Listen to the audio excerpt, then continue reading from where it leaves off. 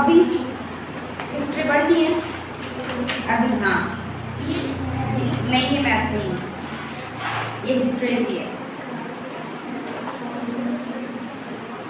निकालो। मैथ सुबह हुआ करेगा तुम्हारा, जो भी हुआ करेगा ना इस टाइम हिस्ट्री।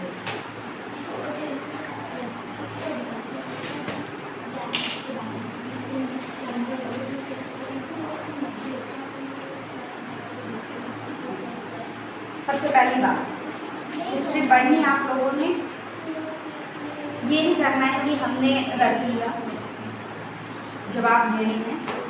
जो आप सीख रहे हो, अगर आपके अंदर जो भी क्वेश्चन उठता है, बस कंडीशन ये है कि वो लॉजिकल हो, ठीक है। मतलब ये ज़रूरी नहीं कि उसी टॉपिक से जुड़ा हो, एक्स्ट्रा ना हो, ठीक है। अगर क्वेश्चन अराइज होते हैं तो पूछिए, क्लियर है। मेजरली आज बेसिक की क्लास होगी, ठीक है। ये देखेंगे हम कि हिस्ट्री हम पढ़ते क्यों हैं, हिस्ट्री है क्या, सिर्फ इतना सा सीखेंगे आज। स्टार्ट करेंगे हम मेडिवल से, ठीक है। मेडिवल हिस्ट्री, मेडिवल समझते हो आपने 6th क्लास में जो हिस्ट्री पढ़ी थी उसको एंशिएंट हिस्ट्री बोलते हैं, ठीक है। उसमें हम बहुत पहले की, जब इंसान की उत्पत्ति हुई, पहले वो आदिमानव था, धीरे धीरे वो इंसान बना, कैसे कैसे उसने एक सभ्यता विकसित करी, जिसे आपने हड़प्पा सभ्यता पढ़ी है, सिंधु घाटी सभ्यता पढ़ी है ना 6th क्लास में। फिर उसके बाद वैदिक सभ्यता पढ़ी है। तो कैसे कैसे वो चीज़ें आई, कैसे कैसे राजा आए, राजा का कंसेप्ट विकसित हुआ, ये चीज़ें आती हैं आपकी एंशिएंट में, ठीक है। मेडिवल में चलो अब हम इसको बांटेंगे आगे, तब देखते हैं कैसे कैसे बंटा, क्यों बंटा, किस रीजन के आधार पर बांटा है, ठीक है। या देखो क्या पढ़ रहे हो आप, हिस्ट्री, ठीक है। हिंदी में क्या बोलते हैं, इतिहास, इतिहास।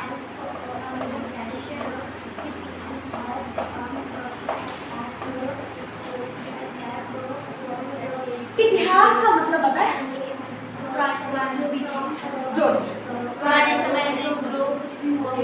समय में जो कुछ भी हो चुका हो, ये आपने इस हिसाब से बोला कि आपको जो आप सोचते हो कि हिस्ट्री में हम पास्ट पढ़ते हैं, है ना, उस बेस पे, ठीक है। बिल्कुल सही वैसे तो, लेकिन इतिहास का मतलब का इसको समझते हैं। ये आपका बना है इति जमा इतिहास से, है ना। इसका मतलब होता है निश्चित ही ऐसा हुआ होगा। नोट करिए हर एक छोटा छोटा पॉइंट, जो डिस्कशन भी हमारी होगी, छोटी सी डायग्राम भी बनेगी, वो भी नोट होनी चाहिए, ठीक है।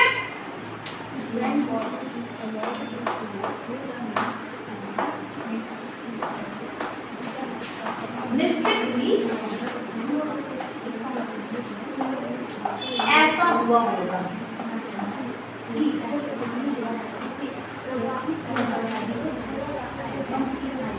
क्लियर है। अब आप इसमें मुझे ये बताओ कि आपको इस लाइन में कुछ गड़बड़ी लग रही है, पढ़ो उसको ध्यान से जरा, और मुझे ये बताना है आप लोगों ने कि इस पॉइंट में आपको कोई भी मिस्टेक लग रही है क्या, क्या क्या वर्ड है जो आपको लग रहा है कि यहाँ पे नहीं सही, जो आपने बोला उसके अकॉर्डिंग आप लोग सोचिए। अभी आपने बोला जो पास्ट में हुआ हम वो पढ़ते हैं हिस्ट्री में, ठीक है। अब मुझे ये बताओ यहाँ पे क्या वर्ड है जो आपको गलत लग रहा है सारी पूरी लाइन में,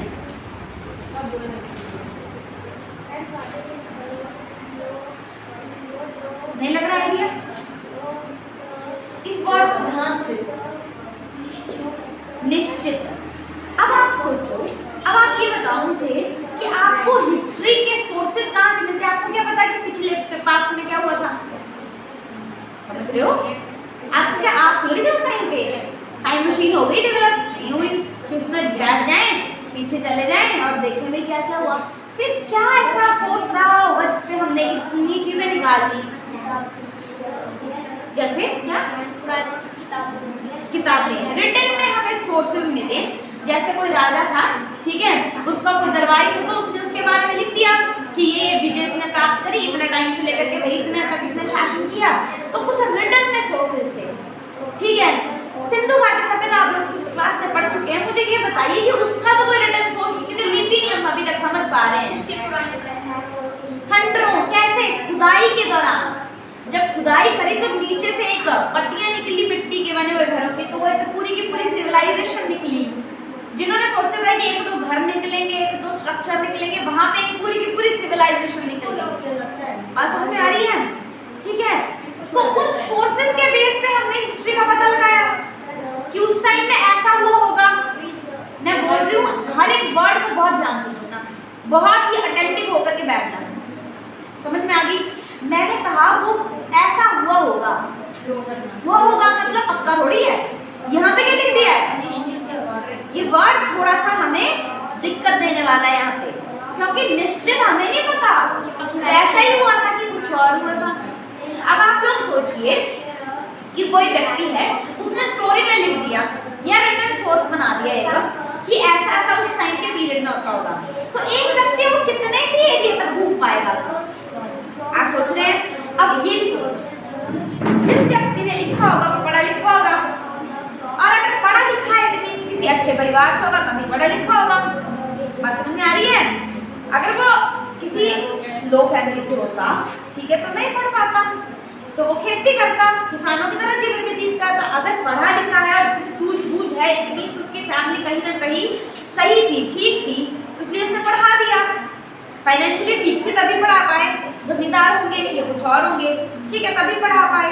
और पढ़ने के बाद आप सोचिए, क्या वो व्यक्ति उन लोगों के साथ रहा होगा जो जमीनी स्तर पर रहते हैं?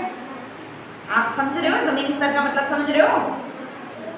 जैसे जो लोग बहुत ज्यादा गरीब हैं, क्या उनके स्तर पर वो नहीं रहा ना? नहीं रहा होगा ऑब्वियसली। तो उसको कैसे पता कि वहां का जीवन कैसा था, कैसा नहीं? तो एक दिन में उसको क्या पता चल गया? वो सारी उम्र, आप सोचिए, आप जहाँ रहते हैं ना, सारी उम्र आप जिस जगह पर रहते हैं, सारी उम्र अभी तक आपने जिंदगी काटी है, आप उसमें से आधी बातें बता पाएंगे यहाँ के समाज में, पूरी अभी तक आप नहीं बता पाएंगे। समझ रहे हो? तो एक दिन जाकर के किसी व्यक्ति को क्या पता चल गया क्या क्या हुआ होगा, क्या क्या नहीं हुआ है? वैसे वो भी वही है कि वहाँ के लोगों से उसने पूछा होगा कि क्या क्या हुआ है, उसको उसने रिसर्च किया होगा, फिर उसके बाद उसको कहीं पे लिखा होगा। समझ आ रहा है? लिंक करना, हर एक पॉइंट को दूसरे से लिंक करना, हिस्ट्री ऐसे पढ़ी जाती है। समझ आ गई? क्लियर हो गया? अब ये जो आपका हिस्ट्री वर्ड है, ये आया है आपका यूनानी शब्द हिस्टोरिया से। लिख लो।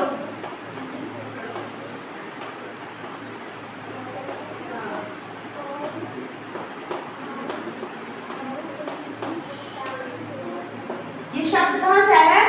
हिस्टोरिया से। और हिस्टोरिया का मतलब है शोध से जानकारी प्राप्त करना, खोज या शोध से जानकारी प्राप्त, रिसर्च, खोज और शोध से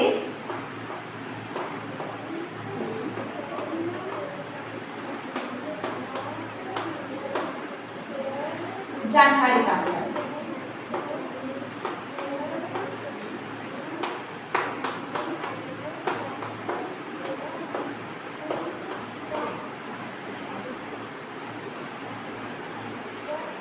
इसको इंग्लिश में लिख लीजिए, acquire knowledge from investigation. Acquire knowledge लिखिए, मैं लिखूं इसको, एक्वायर नॉलेज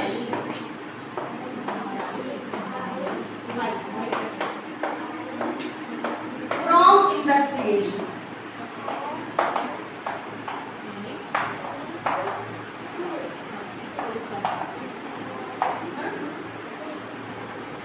ठीक है बेटा, समझ आ रही है? कि इसको तुम और इजी लिख सकते हो, gain knowledge from the research, gain knowledge from the research या through research, gain knowledge through research, gain knowledge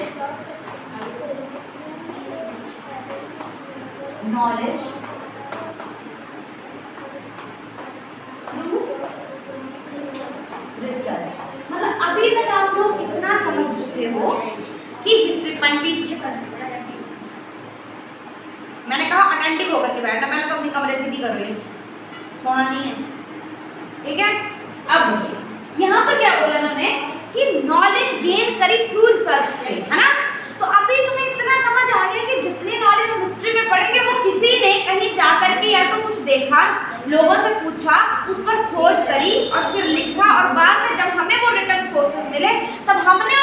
search करी, तब हमें जाकर के वहां की जानकारी मिली। बात समझ में आ गई? क्लियर हो गया? हिस्ट्री ऐसे हमें मिलती है, ठीक है, वरना पास में अभी तक कोई नहीं गया है, गांधी जी हमसे मिलके नहीं गए। बात समझ आ रही है ना? ठीक है, हम नहीं थे उनके टाइम पे, क्या पता होंगे किसी और जन्म में, शायद, पता नहीं, है ना, बट हम नहीं थे ना, तो इट मीन्स ये वो सोर्सेज है, या तो आपको लिखित में कोई सोर्स मिल रखा होगा, ठीक है, लिटरेचर होगा कहीं ना कहीं, कोई ना कोई साहित्य होगा, या तो आपको कोई ना कोई ऐसी चीजें मिल जाएंगी जैसे हड़प्पा सभ्यता में खुदाई से जो चीजें मिली, ठीक है, कुछ अभिलेख मिल जाएंगे, कुछ और चीजें मिल जाएंगी, ठीक है, क्लियर हो गया? यहाँ से हमें हिस्ट्री की नॉलेज मिल रहा है। बात समझ में आ गई? ठीक है, अब हमारा दूसरा पॉइंट है कि हम हिस्ट्री पढ़ते क्यों हैं? इतिहास को जानकर मिलेगा क्या, ये बताओ। अरे बाबा, ये तुम बोलना है, नॉलेज किस बारे में मिलेगी? मिटा दूं नोट कर लिए सब? पुराने जमाने में खोजी हुई थी। अच्छा, पुराने जमाने में खोज हुई थी, वो कैसे आज के दिन में हमें हेल्प मिल रही है, बताओ। ये यहाँ तक तुम ठीक जा रहे हो, अब यहाँ से आगे थोड़ा और दिमाग लगाओ ऋषभ। संविधान, संविधान पे क्यों जा रहे हैं? अभी तक आजाद नहीं हुए हम, हैं? अभी हम गुलाम हो गए आगे आगे हैं, अभी तो हमने गुलाम होना है अच्छे से आगे जाकर के। राजाओं ने क्या क्या, ठीक है, राजाओं ने क्या क्या किया, उससे हमें क्या मतलब, ये बताओ। उसका हमारे आज के डेली लाइफ में क्या इम्पैक्ट पड़ेगा, वो बताओ। उनकी वजह से अच्छा बाबा, वो तो उनकी वजह से गुलाम है, वो छोड़ो, तो उससे सीख बताओ ना, हिस्ट्री पढ़ने क्यों है वो बताओ। उनके शासन है कि वो कैसे शासन करते वो शासन करते थे, उससे क्या मिलेगा? मिलेगा क्या? आज की लाइफ में क्या फायदा होगा? सोचो, वो कैसे शासन करते थे, इस चीज से आज की लाइफ में क्या फायदा होगा? सरकार चलेगी, चलेगी, वो भी क्या कर रही है? शासन ही कर रही है, समझ रहे हो तुम? ठीक है, वो भी शासन ही कर रही है। अब आप सोचो, एक राजा बैठ के पूरा एरिया कवर अप कैसे करता होगा? ठीक है, तो इट मीन्स कि आज की सरकार को वहां से कुछ ना कुछ क्लू मिलते होंगे, वो भी तो एक जगह सेंटर पे बैठ के, दिल्ली में बैठ के सरकार जो है पूरा देश चला रही है इस टाइम, समझ आ रही है? दिल्ली में बैठ के पूरा देश चला रही है, तो कैसे चला रही है? कैसा, कौन सा शासन है? डिसेंट्रलाइज्ड है, सेंट्रलाइज्ड है, कौन सा शासन है? समझ आ गई? और हिस्ट्री हमें क्या बताती है, तो अभी तक हम यहाँ कैसे पहुँचे, क्या क्या चेंजेस आए, वो भी हमें हिस्ट्री से ही पता चलता है। बात समझ में आ रही है? यहाँ तक हम कैसे पहुँचे वो भी, हाँ, कभी कच्ची हमारे अभी हमसे पहले तो कच्ची ईंटों के घर होते थे, अभी भी यहाँ पर कुछ घर आपको कच्चे मकान मिलेंगे, अब धीरे धीरे वो प्रोग्रेस हो रही है शहरों में, और वो बड़े पहले हो चुकी है, समझ में आ गई? तो अभी यहाँ पर हम कैसे पहुँचे? अब यहाँ पर आपने एक चीज़ नोटिस करी, क्या देख रहे हैं हम? चेंजेस, वो कैसे आए, कैसे हुआ? अब वो चेंजेस भी किस किस बेस पे देख रहे हैं? एक आपको हम सामाजिक तौर पर, ठीक है, एक राजनीतिक स्तर पर, ठीक है, धार्मिक धर्म तो सेम ही चला, हाँ आए हैं, बहुत आए, राजनीतिक, और तीसरा है आपका आर्थिक। इसे नोट कीजिए, हिंदी में लिखिए, सोशल चेंजेस हो गए आपके, पॉलिटिकल चेंजेस और इकोनॉमिक चेंजेस।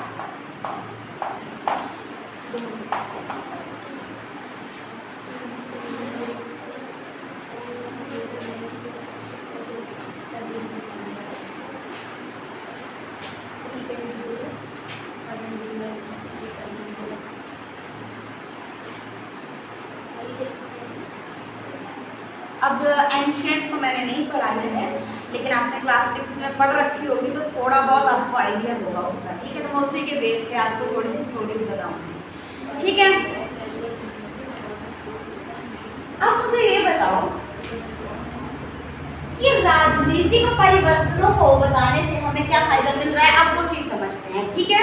पहले हम राजनीति को डिस्कस करते हैं। मैप बनाइए इसलिए इंडिया का,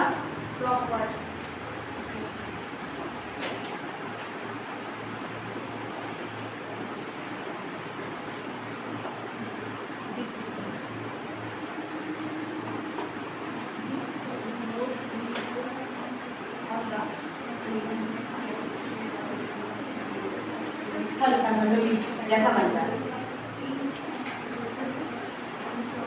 ठीक है, अब आप समझिए, आपने चंद्रगुप्त मौर्य के बारे में पढ़ा, ठीक है, मौर्य वंश के बारे में पढ़ा, मौर्य डायनेस्टी के बारे में पढ़ा, है ना। कहाँ किया था उनका शासन, कहाँ से करते थे वो शासन, ये बताओ, कौन सी जगह थी, क्या बोलते हैं उसको? मगध, सुना है? वर्तमान रूप बिहार में पड़ता है, वो मगध आज का बिहार है। बात तो समझ में आई? ये वाला एरिया मगध।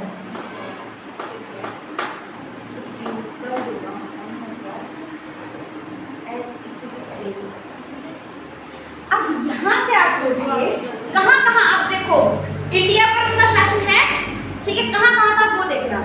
यहाँ पर नेपाल में भी, यहाँ पर नेपाल का एरिया, यहाँ पर भी उनका शासन था, नोट करते जाओ। ये बांग्लादेश का एरिया यहाँ पर भी था,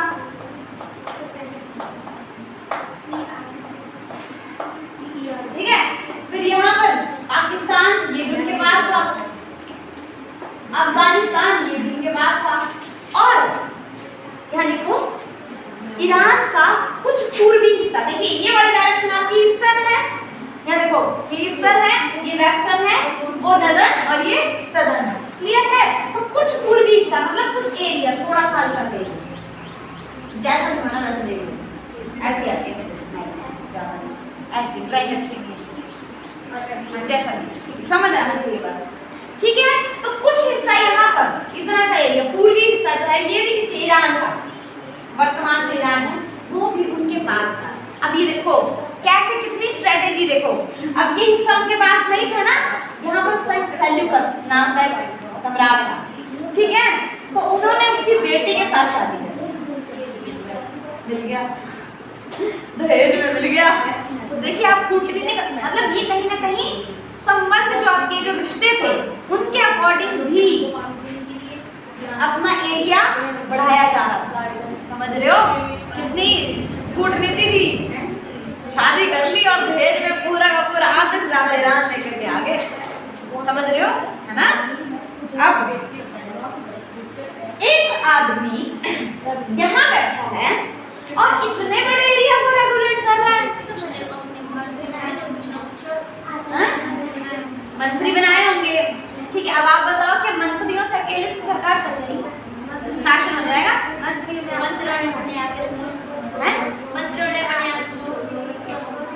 जैसे आज सीएम है ना, वैसे उस टाइम पे वो अपने राजा के परिवार का कोई व्यक्ति है उसको बांट देंगे, ठीक है। मान लीजिए जैसे ये एरिया बांट दिए, कुछ ऐसे करके ये एरिया बांट दिया है ना, ऐसे करके एरिया बांट दिए, कहते हैं कि इतना एरिया संभालेगा, इतना दूसरा, इतना तीसरा, इतना चौथा ना।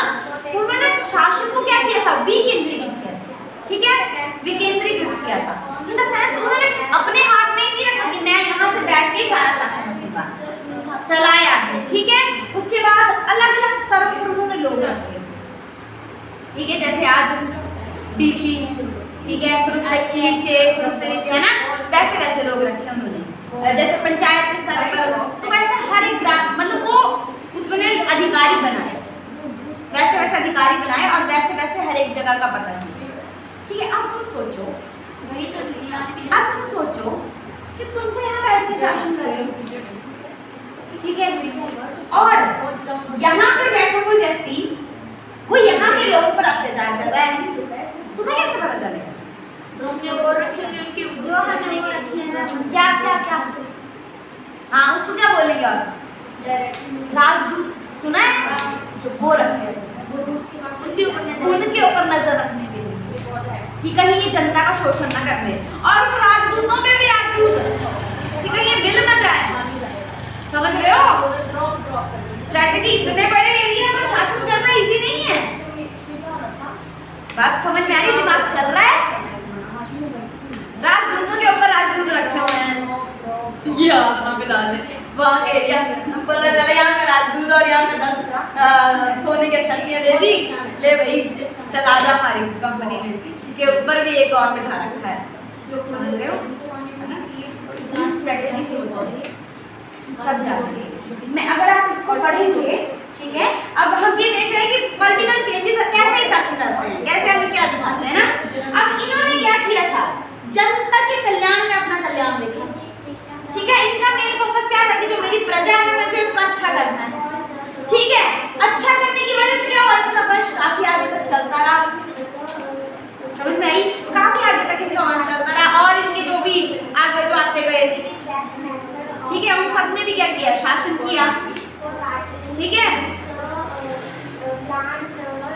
मुझे याद ही है, बिंदुसार, इनके पुत्र का नाम था बिंदुसार, चंद्रगुप्त मौर्य के। उसके बाद अशोक के बारे में आपने पढ़ा होगा, तो वो बिंदुसार का पुत्र था। उसने कितना ज्यादा शासन किया ना, लेकिन उन्होंने थोड़ी क्रुएलिटी दिखा दी थी ज्यादा। ठीक है, कलिंग का युद्ध पढ़ के आना जरा, होमवर्क नोट करो। अशोक के बारे में जानना है आपको कि कितने टाइम तक उन्होंने शासन करा, और दूसरा कि कलिंग का युद्ध, कलिंग के युद्ध से क्या परिवर्तन उनके जीवन में आया था। उन्होंने युद्ध करना छोड़ा। हाँ, तो पता कर लो कि क्यों छोड़ा था, है ना। कलिंग के युद्ध से अशोक ने क्वेश्चन लिखा, कलिंग के युद्ध से अशोक के जीवन में क्या परिवर्तन आया, ये कल क्वेश्चन पूछे जाएंगे। ठीक है,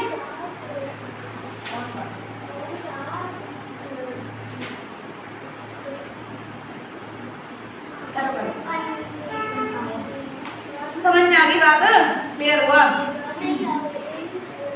अब यहाँ से तुम्हें क्या समझ आ रहा है कि अगर आप शासन ऐसे करते हैं जिसमें आप प्रजा कल्याण देखेंगे तो आप लंबे समय तक शासन कर पाएंगे। ठीक है, अब दूसरा एग्जांपल लेते हैं औरंगजेब का।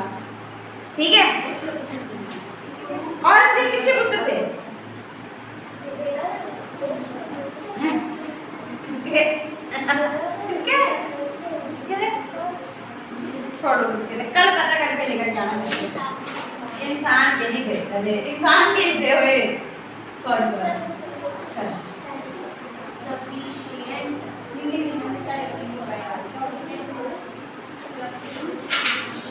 अब औरंगजेब ने कैसे शासन किया था? कल्याणकारी, क्रूर किया था, क्रूरता से शासन किया था। अब देखिए, अब उसने बहुत ज्यादा वॉर्स लड़े। इवन ये भी सुनने में आता है कि उसने अपने ही बेटे, उसके अपने बेटे ने जब विद्रोह किया था ना, उसने सरिये डाल दिए थे गर्भ में उसके आंखें, अपने बेटे जिसकी बॉडी मिली, किसकी? उसने गायब करवा दी थी इस बारे में। आई डोंट नो इसके बारे में, पढ़ूंगी तो बताऊंगी गायब करवाई थी। ठीक है, अभी ठीक है, तो उन्होंने क्रूरता से शासन किया, बहुत ज़्यादा युद्ध लड़े। अब आप सोचिए कि जिस जो एरिया ज़्यादातर युद्ध करेगा, वॉर करेगा, मान लीजिए कोई एरिया है और ये इस एरिया के साथ ऑलवेज वॉर पे लगा हुआ है ना, ये तो हर किसी अपने आस पड़ोसी के साथ उस पर कहीं ना कहीं कब्जा डालने में लगा हुआ था। तो यहाँ की जनता भी इससे परेशान होगी ना, और इसकी अपनी जनता का भी क्या होगा,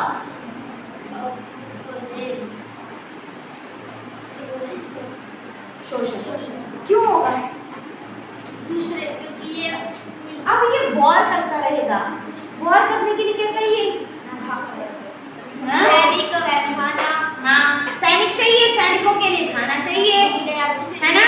वो यहाँ से लेंगे वो, और सबसे बड़ी बात, युद्ध कब लड़े जाते हैं? जब आर्मी हो, आर्मी रखनी है तो आर्मी को वेतन भी देना पड़ेगा। इनसे ज्यादा अब अगर तुम युद्ध भी लड़ते रहोगे तो तुम्हारा तो खुद का खजाना खाली हो जाएगा, और शासन करने के लिए खजाने का होना जरूरी है। बात समझ में आ रही है? तो इन्होंने जो, तभी आप पढ़ते हैं, अभी आपने हिस्ट्री का फर्स्ट चैप्टर अपनी क्लास में पढ़ चुके हैं ना, आपने वहां पे पढ़ा होगा कि औरंगजेब की मृत्यु हो गई थी 1707 में। उसके बाद धीरे धीरे मुगल वंश का पतन होना शुरू हो गया। ये मुगल वंश के थे, ठीक है, पतन का मतलब है कि धीरे धीरे वो खत्म होने की कगार पे चला। तो आप बोल सकते हो ये कि औरंगजेब ने मुगल शासन के पतन की नींव रख दी थी। इतने ही बहुत लड़ लिए, दूसरे देश इसके बनने के बाद ऊपर आता है ना, और दूसरा अपने लिए कोई खजाना नहीं बचा, सेना को देने के लिए वेतन नहीं बचेगा, काफी दिनों तक आप वेतन नहीं देंगे, कितने दिन तक कोई सेवा कर लेगा, नहीं करेगा। बात समझ में आ रही है? तो धीरे धीरे इस तरीके से मुगल शासन क्या करता गया। आगे के फिर जो उसके जो वंशज हुए वो भी कोई ज्यादा काबिल नहीं हुए, तो उससे वो चला नहीं, फिर धीरे धीरे डिक्लाइन की तरफ चलता है। और अरे नहीं बाबा, ठीक है, समझ आ गया। मुसलमान को मिलेंगे। अरे बेटा वो शासन, वो राजा के थोड़ी है, समझ रहे हो, हम वंश की बात कर रहे हैं। बात समझ में आ गई? तो यहाँ से क्या सीख मिली? अगर आप क्रूरता से शासन करेंगे तो आप अपने हाथ से भी गवा देंगे जो है, लेकिन आने वाली पीढ़ियों के लिए भी कुछ नहीं छोड़ेंगे। समझ में आई? तो ये चेंजेस हमें कहाँ से पता चलते हैं? हिस्ट्री से पता चलते हैं। ठीक है, चलिए अब इकोनॉमिक पढ़ते हैं। अब आप बताओ जरा, इकोनॉमिक परिवर्तन मतलब ये कैसे पता चलता है? इससे हमें क्या सीखने को मिलता होगा? सोचो सोचो सोचो। पुराने जमाने में भी टैक्स लेते थे, भी टैक्स लेते हैं। हैं? पुराने जमाने में टैक्स लेते थे, भी टैक्स लेते हैं। अच्छा, पहले भी टैक्स लेते थे, अब भी टैक्स लेते हैं। अच्छा जोड़ो, हाँ ठीक है, चलो जोड़ो जोड़ो जोड़ो। बिल्कुल सही जोड़ रहे हो, जितना दिमाग चल रहा है वो सही चल रहा है। जोड़ो।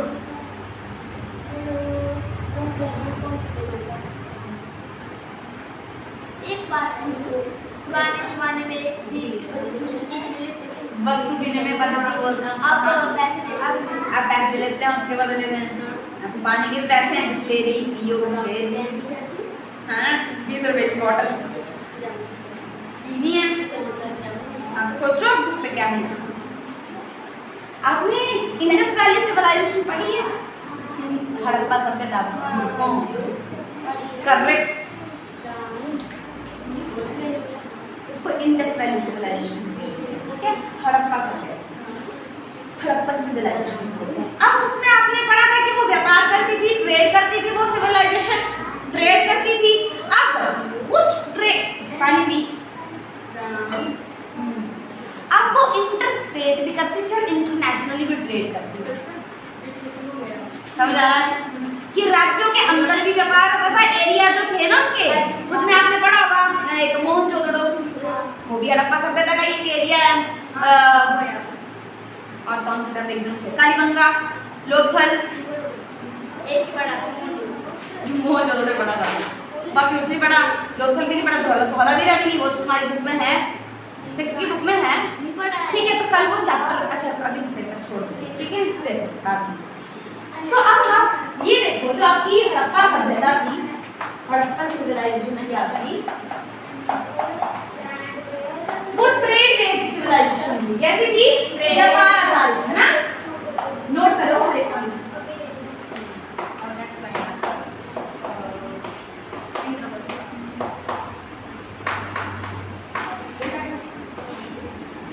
क्लियर है? कैसी थी? ट्रेड बेस्ड एक सिविलाइजेशन थी, है ना? अब वो इंटर स्टेट भी कर रही है और इंटरनेशनल भी कर रही है।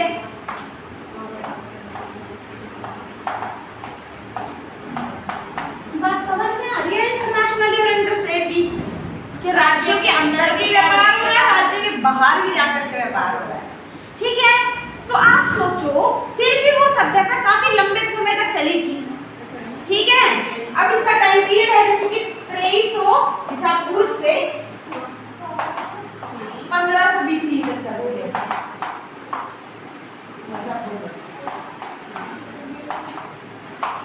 इतने टाइम तक चली, ट्रेड बेस्ड है। तो सोचो उन्होंने अपना व्यापार कैसे कैसे कैसे संभाला होगा। समझ रहे हो? उन्होंने किस तरीके से व्यापार किया है। तो वो अगर हम उसकी लिपि को, सिंधु घाटी सभ्यता की लिपि अगर हम पढ़ पाएंगे तो हमें ये पता चल जाएगा कि हम कैसे हम चीज़ों को मैनेज करें। पक्की ईंटें बनाते थे वो लोग, अब बन रही हैं जो पक्की ईंटों के घर बना रखे हैं उन्होंने। अब घर भी पता कैसे है? एक घर होगा, उसमें एक अटैच्ड वॉशरूम होंगे, घरों में आंगन होंगे, और इतनी अच्छी, इतनी मतलब आप बोल नहीं सकते, इतने मॉडर्नाइजेशन तरीके से उन लोगों ने घर बनाए थे। आज के इंजीनियर फेल,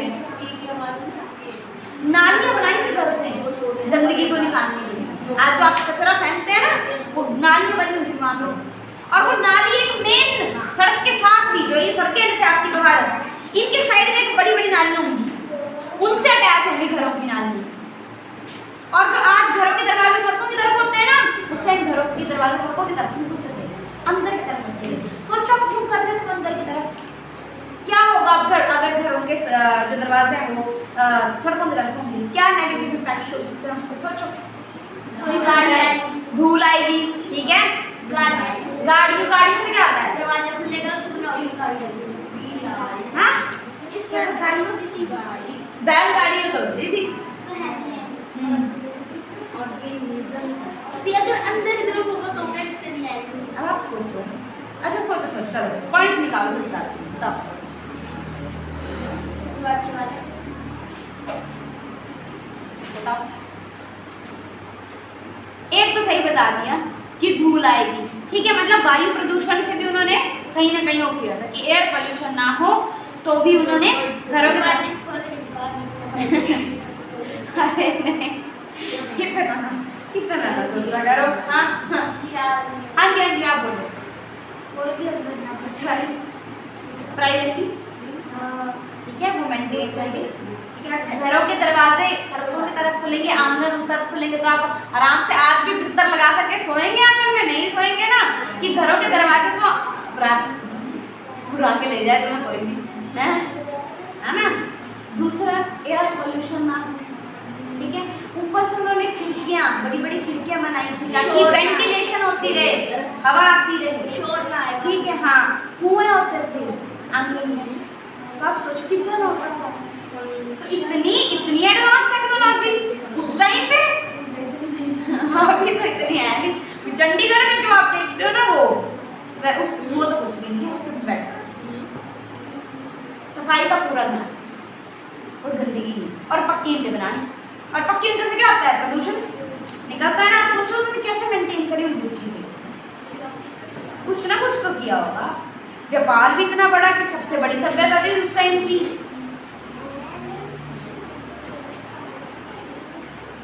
गहने पहनते थे वो लोग, पुरुष भी और महिलाएं भी। तो रावत राजा ब्लैक उस टाइम नहीं था राजा का कंसेप्ट। हाँ, उस टाइम राजा का कंसेप्ट भी नहीं है। अब आप सोचो कि इतना बड़ा, इट मींस कोई ना कोई एडमिनिस्ट्रेशन तो रहा होगा जिसने इतना बड़ा शासन चलाया है, इतना बड़ी सिविलाइजेशन चलाई है। पर अगर आप सोचो कोई राजा होता, ठीक है, तो सारी चीजें उसी के अंडर होती, फिर बाकी लोगों को फलने फूलने का मौका थोड़ी मिलता। वहां पर तो सब तो एक साथ चले हुए हैं। की कमेटी बनाई होगी ना, हो सकता है जैसे आज गवर्नमेंट है वैसे वहां पर भी हो, उस टाइम गवर्नमेंट का कंसेप्ट हो कि वो जनता के लिए ही शासन करेगी। बात समझ में आ रही है। तो यहाँ से क्या समझ आता है कि अगर हम उस चीज को समझ लेंगे तो आज की बहुत सी चुनौतियां जिनसे निपट लेंगे। प्रदूषण, अगर ये लीक भी पड़ रहा है तो शायद उससे भी निपट जाए। समझ आ गई। अब ये बताओ सामाजिक स्तर पर आपको क्या क्या चीजें देखने को मिलती है। पहले ये बताओ, सामाजिक स्तर समझते हो, डेली लाइफ में अपने आसपास में क्या देखने को मिलता है। गाड़ी सड़क नहीं बेटा, और क्या क्या होगा, व्यक्ति के बारे में बताओ, लोगों के बारे में बताओ। लोग क्या कर भेदभाव, देखो ये सबसे पहले आता है, ये पॉइंट है, ये बड़े, हाँ ठीक है। चलो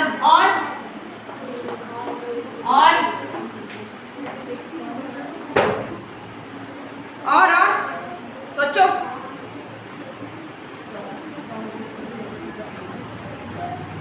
शोषण शोषण भी होता है, उसमें आ गया भाई, भेदभाव होगा तभी शोषण होगा दूसरे का। हाँ,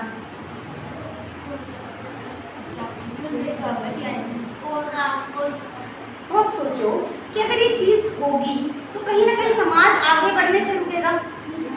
ठीक है, समाज आगे बढ़ने से रुकेगा तो देश की प्रगति रुकेगी। ठीक है, कहीं ना कहीं अगर ये चीज हमारी खत्म हो जाए, हम लोग एक दूसरे को सहयोग करना शुरू कर दें, तो आपका समाज क्या करेगा, उन्नति करना शुरू कर देगा। और समाज में उन्नति होगी तो क्या होगा, जीवन का स्तर सुधरेगा। जीवन का स्तर सुधरेगा।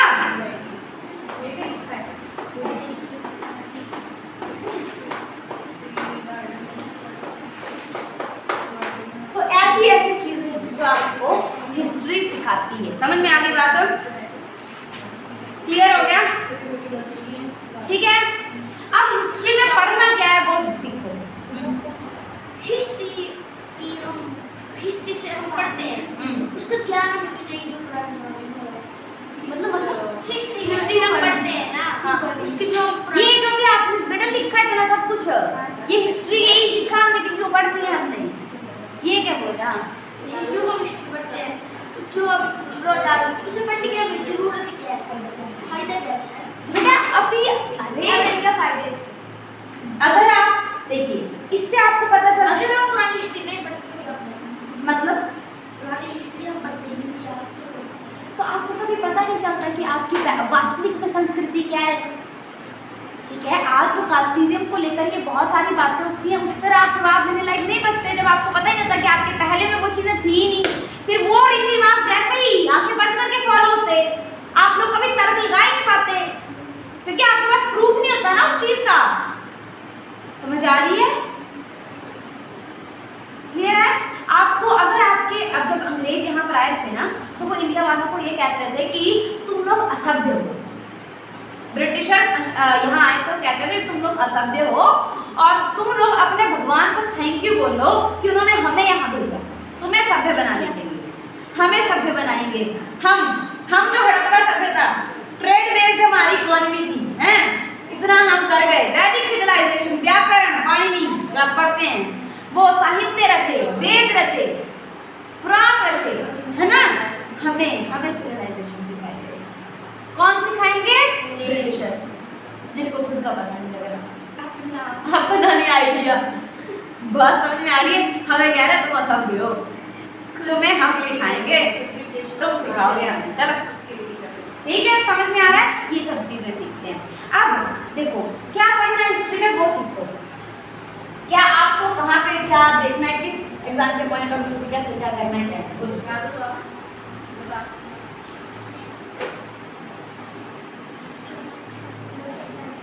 आपको अगर कोई वंश आता है तो उसमें जो आपके जो सामाजिक, धार्मिक, राजनीतिक और आर्थिक चेंजेस हुए इस टाइम पे, सोशली, रिलीजन बेस्ड हो गए, ठीक है, इकोनॉमिकली, पॉलिटिकली जो भी चेंजेस हुए वो पढ़ने होते हैं और लिंक करके पढ़ना है हर एक चीज़ को। ऐसे नहीं पढ़ना, रटना नहीं है। ये नहीं कि तुम हिस्ट्री में डेट्स याद रख लो, राजा रख लो याद, बस वही। कौन? नहीं, डेट्स इंपॉर्टेंट है। नहीं, हिस्ट्री देखिए बेटा, हिस्ट्री की हर एक घटना के पीछे कोई ना कोई कारण है, ठीक है। हर एक घटना के पीछे क्या है? कोई ना कोई कारण रहा है। तो आपको कैसे लिंक करनी है चीजें? कोई भी घटना से पहले जानना है कि उसका कारण क्या रहा। अगर आप समझें तो 1857 का विद्रोह जो हुआ था, 1857 का विद्रोह हुआ था, उसके पीछे क्या कारण था कि अंग्रेजों ने बहुत ज्यादा शोषण कर दिया था किसानों का, तंग हो गए थे वो लोग। क्रांति का मतलब समझते हैं आप कि ये भूल जाना कि अब मैं मरूं या जीऊं कोई मतलब नहीं है, बस आप लड़ना है शासन के खिलाफ। ये भावना आना बड़ी मुश्किल है अंदर कि सब कुछ छोड़ के अब मैं मर भी जाऊं तो कोई दिक्कत नहीं है, पर मैंने लड़ना है आगे जा करके। आगे मॉडर्न पढ़ेंगे फिर समझ आएगा। मेजरली जो 1757 से लेकर के 1947 तक रखो ही रखो, उससे पहले अभी आप पढ़ोगे, ठीक है, धीरे धीरे समझोगे। क्लियर है? ये समझ में आ गया? कोई ना कोई घटना होगी, उसके पीछे कोई ना कोई कारण रहा होगा, उस घटना का कोई ना कोई रिजल्ट निकला होगा। समझ आ रहा है? कोई ना कोई रिजल्ट निकला होगा उसका, और उस रिजल्ट का समाज के हर एक वर्ग में कैसे प्रभाव पड़ा, ये भी देखना इम्पोर्टेंट है। बात समझ में आ रही है कि उस रिजल्ट का, अब 1857 का विद्रोह हुआ, बाद में दबाया, उसके बाद एक रिजल्ट हुआ था, उसका परिणाम वो तो पता करके लेकर के आना कि 1857 की क्रांति के बाद क्रांति का परिणाम क्या हुआ और उससे किन लोगों को किसी को कोई फायदा हुआ था या नहीं हुआ, वो भी देखो। हाँ, पता करके आना।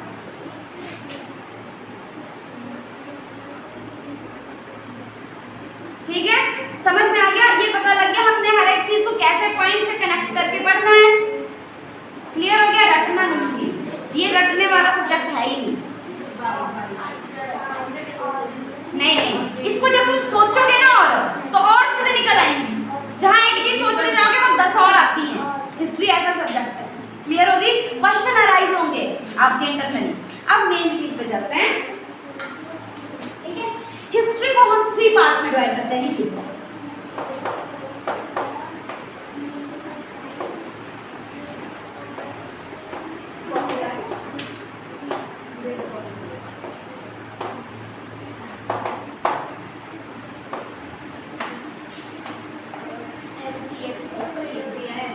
इसे कहते हैं आपके प्राचीन काल का भारत।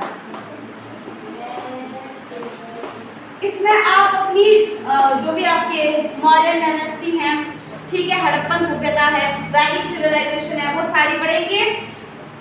और मेडिवल मध्यकालीन भारत, और मॉडर्न, जी आपने बोला था कि एंशिएंट हम 6th में पढ़ी है। हाँ मेडिवल हम 8th में पढ़ 7th में, सर ये मैं अभी करवा रही हूँ, मैंने तो मैं थोड़ी सी नॉलेज होनी चाहिए इसलिए। हाँ मॉडर्न अभी आ रही है आपके मॉडर्न आधुनिक भारत का इतिहास।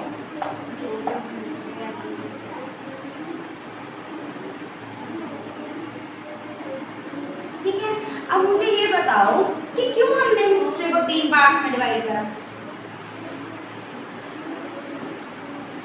मैं तो पूरे को हिस्ट्री बोल देती, एक हमने हिस्ट्री पढ़नी है। एक जब अंग्रेज राज करते थे। हाँ ठीक है, निकल रहा है, हाँ बिल्कुल सही जा रहे हो। हाँ एक जब मोहम्मद राज और अब कोनिया मोहम्मद राज।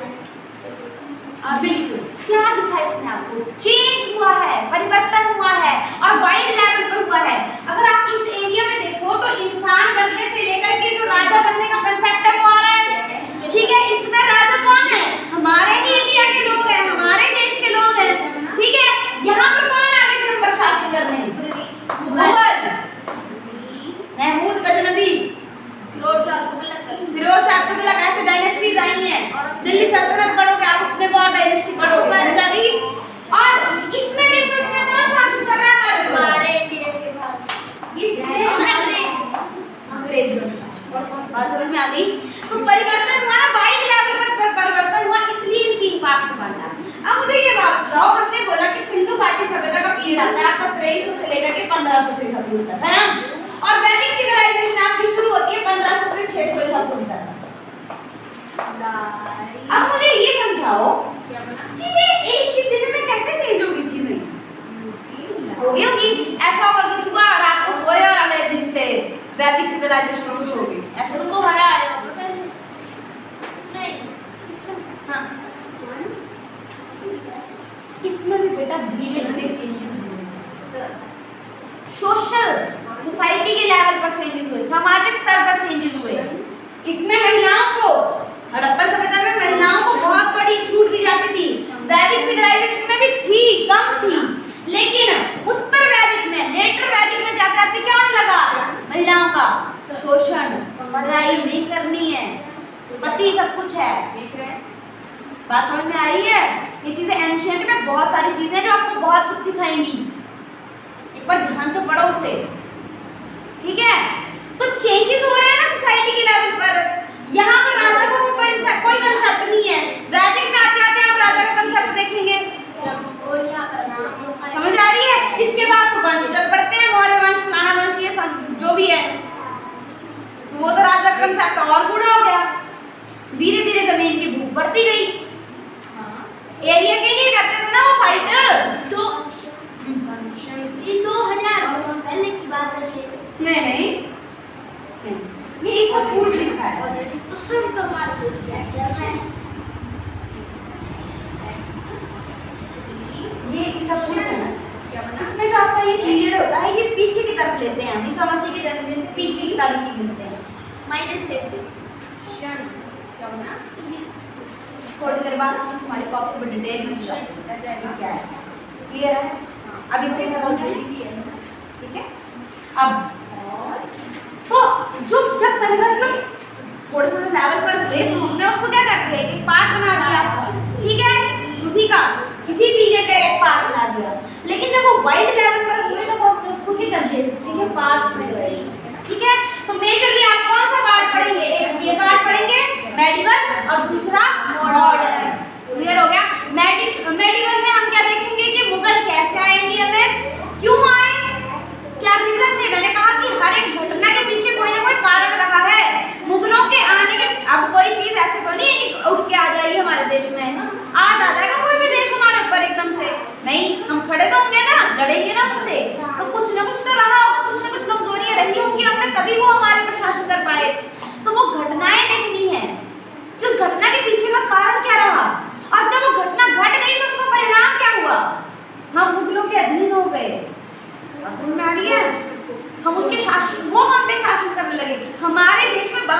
आकर के यहीं से शुरुआत हो गई है, देख लो ये भी बाहर से आए हैं, पहले मुगल भी बाहर से आए हैं, ठीक है।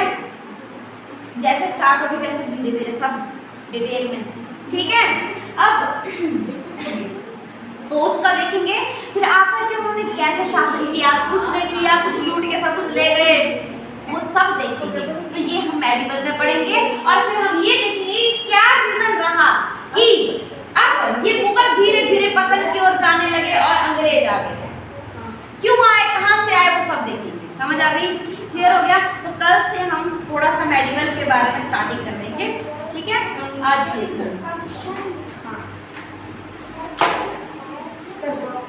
ये कोई बात नहीं, मैं उठा दूँ, मिटा दूँ।